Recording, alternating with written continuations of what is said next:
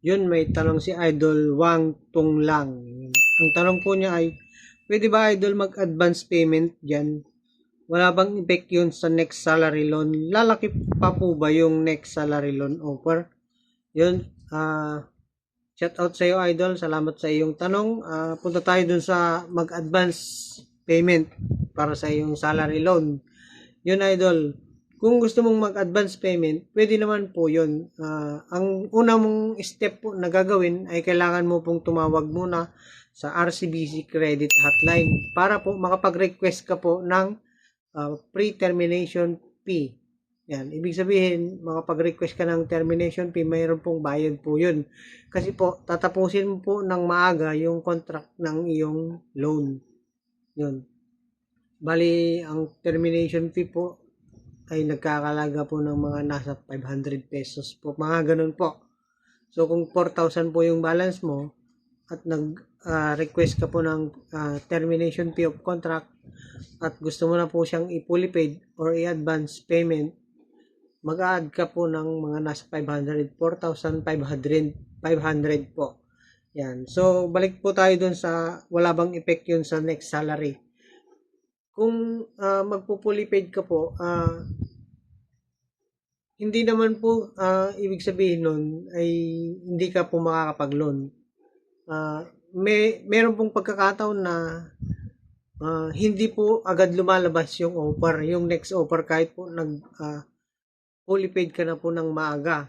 Kasi daw po ang salary loan naman daw po kasi ay ito ay system generated na hindi mo ito masisigurado kung kailan po ito lalabas sa iyong account.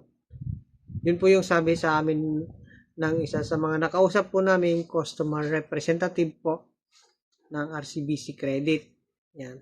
Ang salary loan daw po ay hindi po sigurado kung kailan po ito lalabas. Kasi po ito daw po ay system generated na maaari ka pong makatanggap po ng text offer or email notification or makikita mo na lang po sa loan tab ng iyong RCBC Pulse account.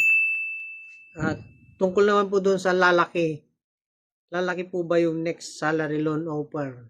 Yan. So, kung nagtatanong ka po kung lalaki po, hindi po sigurado kung lalaki po yan o liliit. Kasi po, meron pong second loan ganyan, nag-i-stay lang din yung amount ng kung magkano po yung previous loan nila, ganun pa rin po yung nakukuha nila.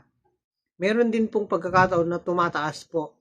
Halimbawa po yung mga nasa 30k po na first loan, nagiging 50k po. May mga pagkakataon pong ganun. At meron din pong mga pagkakataon na bumababa po yung offer. Yan. So, ang nagdi-decide na po dyan is system na po ni RCBC at ako po ay mga naka-encounter ko lang po ito na isinishare ko lang po sa inyo.